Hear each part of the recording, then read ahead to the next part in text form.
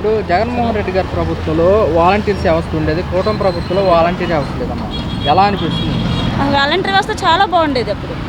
ఇప్పుడు ఏది కావాలన్నా వాళ్ళ చుట్టూ తిరగాల్సి వస్తుంది.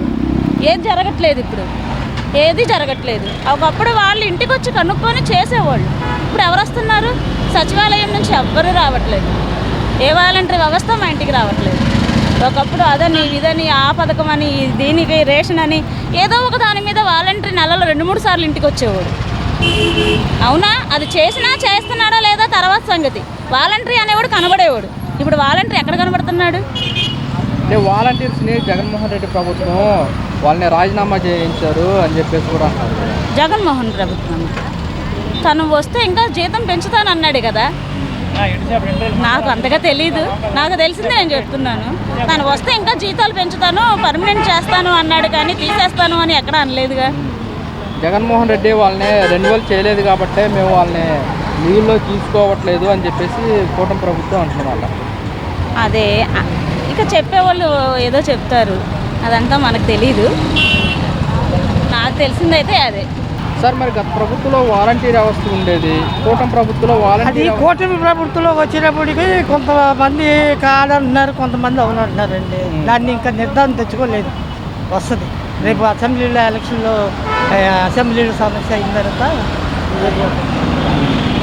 కూటమి ప్రభుత్వం కూడా వాలంటీర్ వ్యవస్థను కొనసాగించుంటే ఎలా ఉండేదంటారు? బాగుండేదంటారా?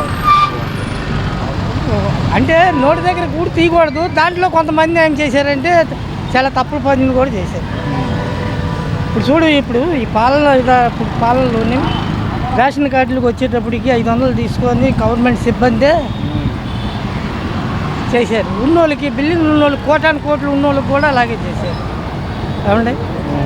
మరి ఇంకేంటండి, ఇంకెక్కడ ఏ సీఎం అన్నా, ఆ సీఎం అన్నా, ఈ సీఎం అన్నా ఇలా చేస్తే ఎలాగండి? ఇప్పుడు వికలాంగులు అన్నారు, ఏమి లేకపోయినా వంకరలు పెట్టి పథకం తీసుకుంటే వాళ్ళు బాగుంది. వృద్ధాప్య పెన్షన్ ఒకటి కరెక్ట్, అది మాత్రం వాస్తవం. సంక్షేమ పథకాలంటే ఈయనేం అదేం పెట్టడం ఉన్నాయే. ఏది అమ్మఒడి, అది మాత్రం వాస్తవం. బస్సు బ్రేక్ వచ్చేస్తుంది. ఇంకేముంది, గ్యాస్ ఇచ్చాడు, ఇంకేముందండి. అన్ని పథకాలు చెప్పిన అయిపోతాయి. కాకపోతే ఇంకోటి 50 సంవత్సరాలకి ఇస్తా అన్నాడు, అది ఈ సంవత్సరం కూడా కాదు. అది వాళ్ళే కాదు, మనం కూడా చెప్పగలుగుతాం. ప్రభుత్వంలో వాలంటీర్ వ్యవస్థ ఉండేదండి, కూటమి ప్రభుత్వంలో వాలంటీర్ వ్యవస్థ లేదు. ఆ వాలంటీర్ అనేది ఉండాలండి. ఎందుకంటే ఆ వాలంటీర్ లేకుండా చాలామంది ముసలోళ్ళు చనిపోవడం చాలా జరిగినాయి చంద్రబాబు హయాంలో. ఇప్పుడు ఏంటంటే ఆ వాలంటీర్ వ్యవస్థ ఉందంటే దేనికైనా మంచిదే. అది దాన్ని తీయడం కొంచెం ఇది. అదే వైసీపీ ప్రభుత్వం లాగా కూటమి ప్రభుత్వం కూడా వాలంటీర్ వ్యవస్థని కొనసాగిస్తుంటే ఎలా ఉండేది? బాగుండేది, చాలా బాగుండేది. కూటమి ప్రభుత్వం వాలంటీర్ని ఎంకరేజ్మెంట్ చేస్తే చాలా బాగుండేది. సార్, గత ప్రభుత్వంలో వాలంటీర్ వ్యవస్థ ఉండేది, కూటమి ప్రభుత్వంలో వాలంటీర్ వ్యవస్థ ఎలా అనిపిస్తుంది? వాలంటీర్ వ్యవస్థ ఉన్నప్పుడు ప్రజల దగ్గరికి నేరుగా ప్రభుత్వం వచ్చింది. ఇవాళ ప్రభుత్వం దగ్గరికి మనం వెళ్ళినా పనిచేయాలి. దాంట్లో వరకు వాలంటీర్ వ్యవస్థను మెచ్చుకోవచ్చు. కాకపోతే దాన్ని ఆ ఖర్చు 50 మంది మీద పడేది ఇంకొద్దిగా ఎక్కువ మీద పడితే వాళ్ళ భారం కూడా కొంత ఉంటుంది. అంత ఎక్కువ కాకుండా 50 ఇళ్ళ వరకే కాకుండా, ఎందుకంటే 50 ఇళ్ళ వరకు ఎప్పుడు ఉన్నది వర్క్, మిగతా వాళ్ళకు కూడా ఉంటుంది. కాబట్టి దాన్ని బట్టి దాన్ని కొంత తగ్గించుకొని ప్రజల వరకు పాలన అన్న టైప్లోనే వర్క్ బాగానే ఉంది వాలంటీర్ వ్యవస్థ. దాన్ని కొద్దిగా తగ్గించుకుంటే మాత్రం, అంతమంది కాకుండా తగ్గించుకుంటే మాత్రం అది నెంబర్ వ్యవస్థ కింద. కూటమి ప్రభుత్వం కూడా వైసీపీ లాగానే కొనసాగిస్తుంటే ఎలా ఉంది? కూటమి ప్రభుత్వం కొనసాగడానికి ఇంకా అవకాశం లేదు. కేంద్ర బడ్జెట్లో చంద్రబాబు నాయుడు గారికి పైన అక్కడ సరిపోయే ఇది లేక మనకు అవసరమైన వర్క్స్ ఇస్తున్నాడు. ఆ వర్క్లో ఎన్ని రోజులు ఇస్తారు? కేంద్రం ఇచ్చేది ఊరికి ఇవ్వట్లేదు. మనం ఏదో ఒకటి తాకట్టు పెడితేనే వాళ్ళు ఫండ్స్ ఇస్తున్నారు. ఆ ప్రభుత్వం మీద ఎన్ని రోజులు మనం దాని మీద చేయగలుగుతాం? దాంతో కొంత ఇబ్బందిగా ఉంది. మా కూటమి ప్రభుత్వం మహిళలకు సూపర్ 6 అనే పథకాలు తీసుకురావడం జరిగింది. సూపర్ 6 లేదు, 7-6 లేదు, ఏమీ లేవు. ఏ పథకాలు రావట్లా. మా జగనన్న ఉన్నప్పుడు 45 సంవత్సరాల వాళ్ళకి వచ్చినాయి, అమ్మఒళ్ళు వచ్చినాయి, ఆసరాలు వచ్చినాయి, అన్నీ వచ్చినాయి. అది అంటే ఇప్పుడు జగన్మోహన్ రెడ్డి గారు ఇప్పుడు ఇచ్చిన పథకాలు అమలు చేయాలంటే రాష్ట్ర ఖజానా ఖాళీగా ఉంది, ప్రజలు మొత్తం అర్థం చేసుకోవాలంటున్నారు కదా సీఎం గారు. ఎవరన్నారు? చంద్రబాబు అంటున్నాడు. మా జగనన్న వస్తే చేసి చూపిస్తాడు. ఆ జగన్మోహన్ రెడ్డి కూడా వాళ్ళకి అనుకూలంగా ఉన్న వాళ్ళకే పథకాలు అందించాడు అని. లేదండి, ప్రతి ఒక్కళ్ళకి కూడా ఆ పార్టీ ఈ పార్టీ అని వెనక ముందు చూడకుండా ఇచ్చాడు. అంటే మీకే పథకాలు వచ్చాయమ్మా కదా ప్రభుత్వంలో? నాకు 45 సంవత్సరాలలో వచ్చినాయి. మా అబ్బాయికి ఆటోకి వచ్చింది. తర్వాత ఏమో మిషన్ టైలరింగ్ డబ్బులు వచ్చినాయి. తర్వాత ఏమో డోక్రా రుణమాఫీలు వచ్చినాయి, ఆసరాలు వచ్చినాయి. ప్రతి ఒక్క పథకం వచ్చింది. అంటే ఇప్పుడు ఈ పథకాలు అమలు చేయాలంటే మరి ఖజానా ఖాళీగా ఉంది, రాష్ట్ర ప్రజలు కొంచెం అర్థం చేసుకోవాలంటారు కదా సీఎం గారు. చంద్రబాబు అన్నాడండి, అదే మా జగన్ వస్తే చేసి చూపిస్తాడు. మరి ఇప్పుడు చంద్రబాబు నాయుడు గారు చెప్పిన పథకాలు చూసి మహిళలు మొత్తం ఓట్లు వేసారంటారా? ఓట్లు వేయలేదు, ఇదంతా అబద్ధం. ఓట్లు మాత్రం వేయలే. ఆయన ఓట్ల మీద గెలిచి రాలా. ఓట్ల మీద గెలకపోతే మరి 164 సీట్లు ఎలా వస్తాయి? ఎలా వచ్చినాయి? ఈవీఎంలు అయ్యి దానివల్ల వచ్చారు. మోడీ ద్వారా వచ్చారు. మరి ఇప్పుడు జగన్మోహన్ రెడ్డి గారు ప్రజల్లోకి రాబోతున్నారు, ఈసారి మేమే గెలుస్తాం.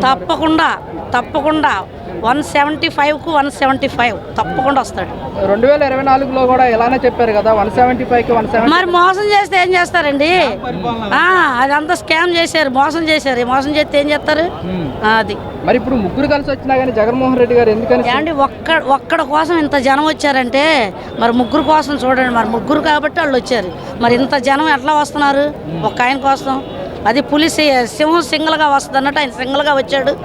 ఆయన గెలిచాడు, అసలు గెలిచాడు. అది మరి ఇప్పుడు గతంలో మనకి ఏమో వాలంటీర్ వ్యవస్థ ఉండేది, ప్రభుత్వంలో వాలంటీర్ వ్యవస్థ లేదు. ఎలా అనిపిస్తుంది? ప్రతిదానికి అటు చుట్టూ తిరగాలి, ఇటు తిరగాలి. పెన్షన్లకు కూడా మేము వాళ్ళు వచ్చేదాకా ఎదురు చూసుకొని కూర్చో, తలుపులు కొట్టించేవాళ్ళు పెన్షన్లు మాకు గత ప్రభుత్వం. ఎన్నింటికి వచ్చేవాళ్ళమ్మా? 6కి 5:30కి వచ్చేసేవాళ్ళు. మరి ఇప్పుడు మహిళలకు గ్యాస్ సిలిండర్లు అలాగే ఉచిత బస్సు ప్రయాణం కూడా చెప్పారు. ఏం లేవండి, గ్యాస్ వచ్చింది అన్నారు, డబ్బులు పడట్లేదు, ఏం పడట్లా. ఒకవేళ ఎవరికో పడుతున్నాయి, పడలా, అసలు డబ్బులు పడలా. నేను జనవరిలోనే బుక్ చేశాను, డబ్బులు అయితే పడలా. కూటమి ప్రభుత్వం పనితీరు మీకు ఎలా అనిపిస్తుంది? బాగుందండి. పథకాల విషయంలో కానివ్వండి. పథకాలంటే జగన్ మొత్తం అప్పులు చేసిపోయాడు కదా. అతను ఒక రోడ్డు వేసింది లేదు, కనీసం ఆ గుంతలు కూడా పూడ్చింది లేదు. వీళ్ళు గుంతలన్నా పూడుస్తున్నారు, అతను ఏం చేయలే. ప్రజలనే సోమరపోతుల్లా చేసి పథకాలు ఇది నీకింత నీకింత నీకింత అని ఇచ్చాడు అంతే. ఇప్పుడు కూటమి ప్రభుత్వంలో కూడా కొంతమంది పథకాలు రావట్లేదు అంటారు కదా. ఎలా వస్తాయండి? ఎక్కడుంది డబ్బు? ఎక్కడుంది? ఆల్రెడీ ఈయన మొత్తం ఆవచేసిపోయాడు, అప్పులు చేసిపోయాడు. ఆ రాజధాని చూడండి ఒకసారి, పెద్ద చేపల చెరువు చేసి పెట్టాడు 5 సంవత్సరాలు. ఒక్కొక్క చేప 10 కేజీలు 15 కేజీలు చేపలు పెడుతున్నాయి అక్కడ. అంత బాగా పెంచాడు చేపలని రాజధాని విషయంలో. అసలు ఆ రాజధాని చూస్తే చాలా ఆయన పరిపాలన ఎంత గొప్ప కొందో తెలిసిపోతుంది. అంటే మేము పచ్చిదారము సంక్షేమానికే ప్రాధాన్యత ఇచ్చాము, ఈసారి గెలిస్తే మేము డెవలప్మెంట్ కూడా చేసేవాళ్ళం అంటున్నారు కదా. ఈసారి గెలిస్తేనా? ఇదిగోండి, ఇది కూడా ఉండదు, గుండ్లకు కొట్టేస్తాడు గుండు ఆంధ్ర రాష్ట్రాన్ని.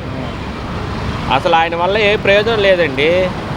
ఆ బూతుల మంత్రులు ఆ రోజు ఎప్పటికీ మాట్లాడుతుంది. ఆ శ్యామల అంటే ఈ మధ్య వచ్చింది ఆవిడ, యాక్టరే కాదంట్లా, ఆమె కూడా మాట్లాడేది అయ్యింది కూటమి ప్రభుత్వం గురించి. ఎందుకు? వేస్ట్ అండి, వాళ్ళంతా వేస్ట్, పెయిడ్ ఆర్టిస్టులు వాళ్ళు. అది ఏమంటారు, ఏటీఎంలోంచి డబ్బులు రాజేస్తున్నట్టు పేటీఎం బ్యాచ్ అనమాట వాళ్ళు. అది అంతకుమించి ఏం లేదు. జగన్ మళ్ళీ వస్తాడు అంటున్నాడు. ఎలా వస్తాడండి? ఏ ధైర్యంతో వస్తాడు? ఒక రోడ్డు వేసాడా? పల్లెటూళ్ళలో కూడా రోడ్లు వేస్తున్నారు ఇప్పుడు. పల్లెటూరు వెళ్ళి చూడండి, ప్రతి పల్లెటూరులో గుంతలన్నా పూడుస్తున్నారు, రోడ్లు వేస్తున్నారు. గుడివాడ రోడ్డు ఎంత చండాలు కూడా, కంకిపాడు గుడివాడ రోడ్డు ఏదైనా డెవలప్ చేశాడు 5 సంవత్సరాల్లో. నీకింత నీకింత నీకింత నిచ్చాడు అంతే.